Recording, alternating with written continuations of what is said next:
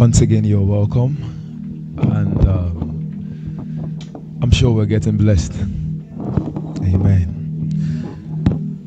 All right, so while the prayer was going on, a family friend of ours, a very good one, Maureen and a friend Brittany, right? Brenda, so they stepped in. Maureen is the wife of Pastor John. Pastor John is a retired Methodist pastor. If we want to call him, we'll say it's like a father of the land. They're in Wigton. So Wigton is like 30 minutes away from here. So she drove down from Wigton down to join us. And Pastor John sent his greetings. She would also love to say hello to the church and just few words. So let's welcome Maureen. Hello everybody. I never thought I was going to be in a meeting like this in all my life. I've seen them online, but I never ever thought I'd be here. But thanks to meeting Abigail and Ken, I am. So that's lovely. When Ken invited me, well, I said I would like to come. But when I decided I would come, Ken said, would you like to say a few words? And maybe lead a session. And I thought, I don't think I can do that. Oh, here's Abigail and the baby. Oh, no, it isn't. Beg your pardon. And anyway, I prayed that night. And I asked God, is there anything you want me to talk about at the meeting on Saturday? And what I'm going to say, nobody else could say, because I don't think you know about it.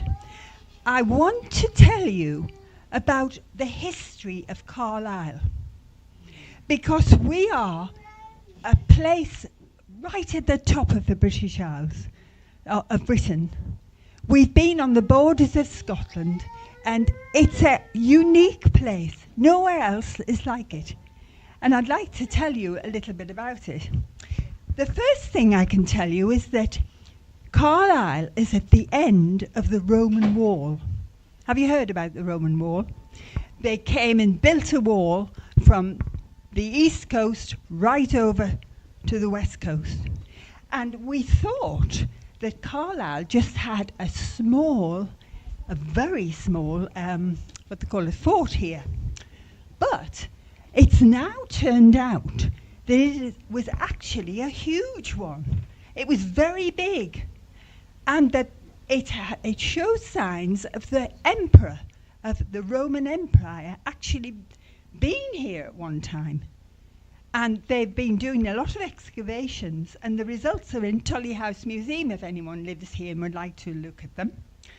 I haven't seen them yet, but apparently they're very good.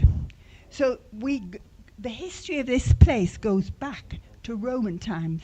And it's very interesting. I was in the cathedral 2 years ago, and there were some wooden screens, and on the wooden screens there's a carving of a guy from Africa, because in the Roman Empire they had, wherever they took over a land, they actually had the inhabitants become part of their armies very often. And so there's a guy with a black hair and everything. So even then, Carlisle was multiracial. And that's rather exciting, isn't it? So some of you are following on from that history. Then we have, in the Dark Ages, there were legends about King Arthur living near here. I don't know, well, we don't even know if he existed, but the legends say he lived near here. And Merlin visited here. So we've got all that sort of imaginary stuff going on. Don't really believe it, but never mind, it's there.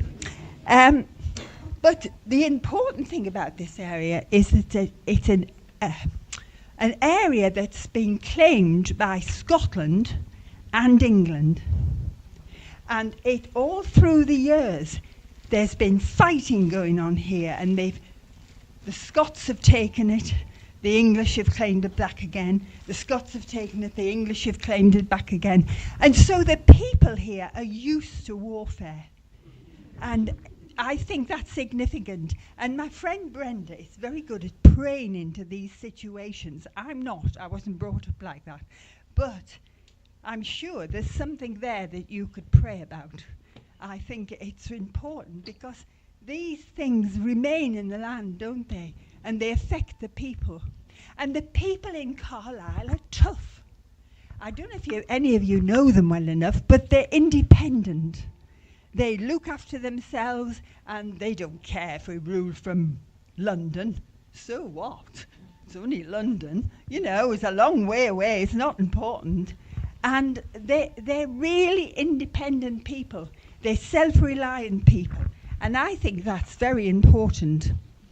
The next important thing that happened was that there was a period where there was such conflict that tribes from the north attacked tribes from the south. Come from Nigeria, it's familiar, I would think. And they were called the Border Reivers. And some of those reivers still are here. We know that their descendants are here, because if you know anyone called Graham or Bell, Armstrong, Milburn, Johnson, Charlton, loads more, their descendants are still here. And somewhere back in the memory, in the psyche, I believe that those memories linger on. They know about them and they need to be prayed about, I think, to clear them out of the system. All right, that's good. And that's why I felt I had to tell you that. There's a castle here. It was built by the Normans. First it was made of wood, then it became made of stone. And a lot of famous people have been imprisoned here. Mary, Queen of Scots, if anybody knows any English history, she was here for quite a long time.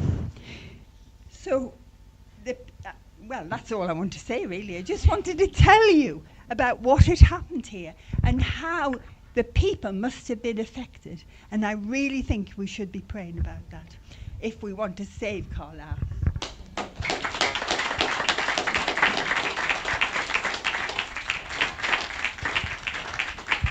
Thank you so much, Maureen.